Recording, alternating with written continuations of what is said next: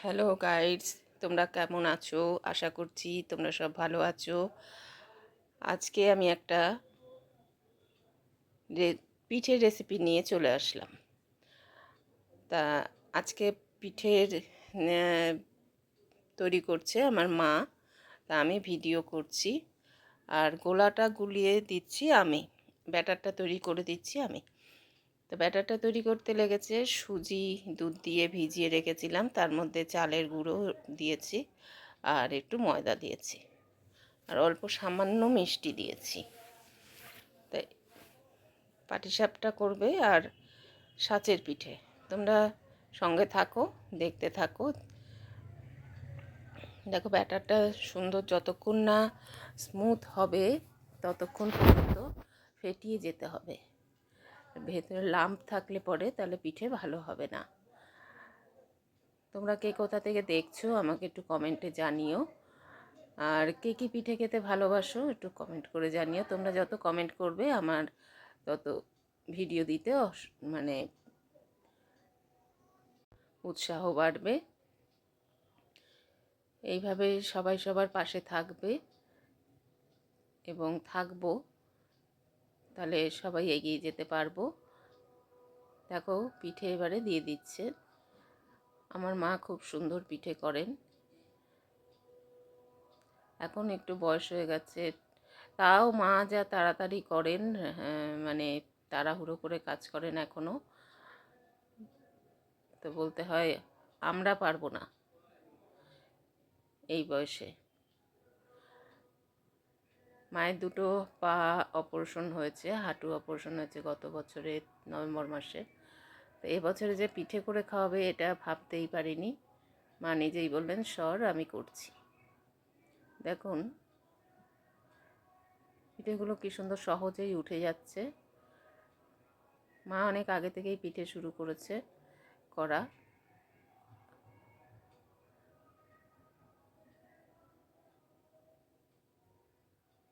দেখো পিঠের এই শুকিয়ে যাবে, তারপরে দিতে হবে, মানে উল্টাতে হবে। আর ক্ষীরটা ঘরে তৈরি করেছে, ক্ষীরটা তৈরি করতে লেগেছে। ওইটা আর দেখালাম না ভিডিওটা, তাহলে অনেক বড় হয়ে যাবে। তার জন্য পিঠেটা এই ক্ষীরটা তৈরি করেছে দুধ, গুঁড়ো দুধ, লিকুইড দুধ দিয়ে আর হচ্ছে পাটালি গুড় দিয়ে। খুব ঘরের ক্ষীর করে ঘরে তৈরি করা পিঠে সত্যি ভালো লাগে। আমরা তো সবসময় কিনেই খাই, ঘরে যখন তৈরি করা যায় তাহলে আর কেনার দরকার নেই। দেখো সব কটা পিঠে সুন্দর উঠছে, কোনো অসুবিধা হচ্ছে না। গোলা যদি ঠিকভাবে হয় তাহলে গিয়ে পিঠে উঠে যায়।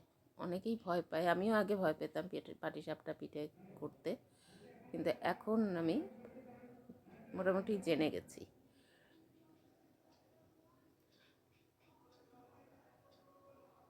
তোমরা সঙ্গে থাকো, দেখতে থাকো। কার কীরকম লাগছে একটু কমেন্টে জানিও।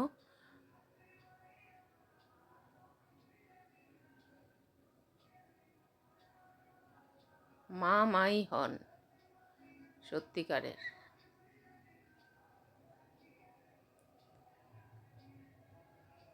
দেখো কি সুন্দর তুলছে।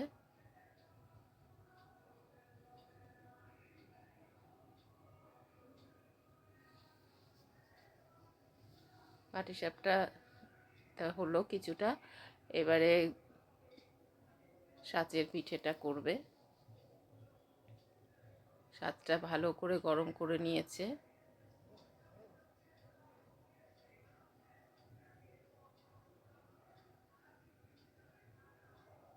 গরম করে নিয়ে এবারে একটা কাপড়ে, একটা বাটির মধ্যে তেল জল ফেটিয়ে নিয়েছিল, সেইটা কাপড়ে করে মুছে দিতে হবে বাটিগুলো। তারপরে ব্যাটার দিতে হবে, ব্যাটারগুলো দিয়ে তারপরে ঢাকা দিয়ে দেবে।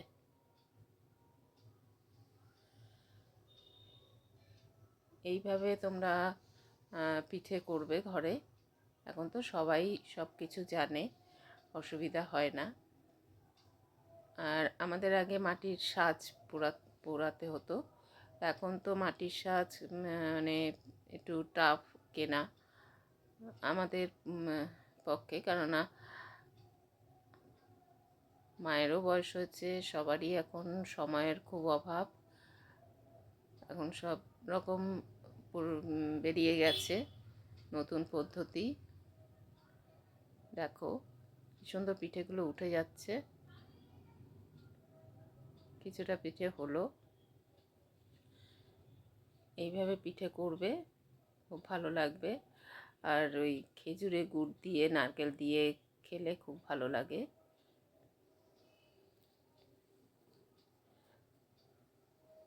আমার ভিডিও তোমাদের কীরকম লাগে আমাকে একটু কমেন্ট করে জানিও, তাহলে নতুন নতুন রেসিপি দিতে আমার উৎসাহ বাড়বে।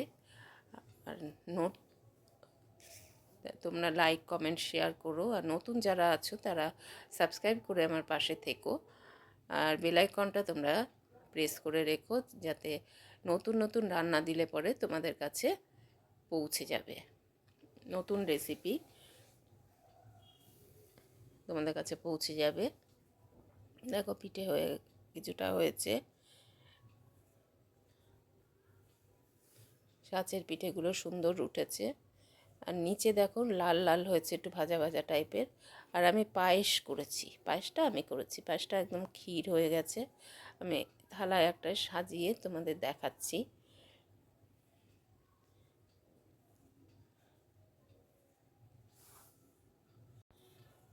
আমার ভিডিওটা এইটুকু। তোমরা সুস্থ থেকো, ভালো থেকো সবাই। আর কিছুটা আছে পায়েস করে, আর কিছুটা গোলা আছে, সেটুকু বসিয়ে দিল।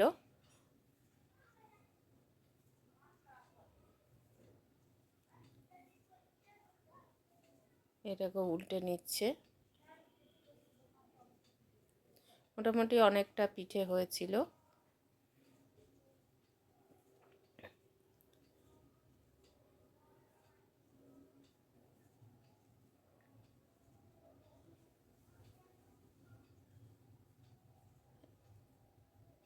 চেপে চেপে দিচ্ছে মা।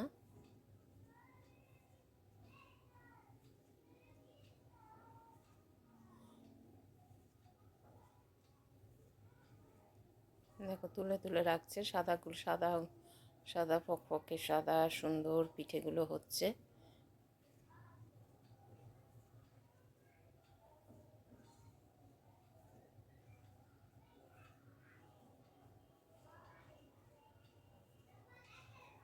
গোবিন্দভোগ চাল গুঁড়ো দিয়ে করেছি, এদের সিদ্ধ চাল দিয়েও হয় পিঠে। আর কিছুটা বসিয়ে দিচ্ছে। এদিকে এই পাটিসাপটাগুলো হয়ে গেছে। গুড়ের পাটিসাপটা এই শীতকালেই তো গুড়টা হয়, নতুন গুড়ের পিঠে খুব ভালো হয়, টেস্টি লাগে। আমাদের ঘরে আবার নারকেলটা খেতে চায় না কেউ, সেই জন্য ক্ষীরের হয়। পিঠে রাখলাম।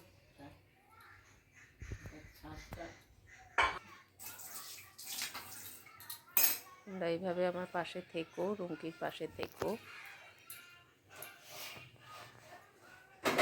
আর এক থালায় বেড়ে দিয়েছি, পরিবেশন করে দিলাম। বাড়ি বাড়িতে দিতে হয় পিঠে, আমাদের এখানে সব বাড়ি বাড়ি দেয়। আর পায়েসটা খুব ভালো হয়েছিল। দেখো আমার ভিডিওটা এইটুকু। তোমরা ভালো থেকো, সুস্থ থেকো।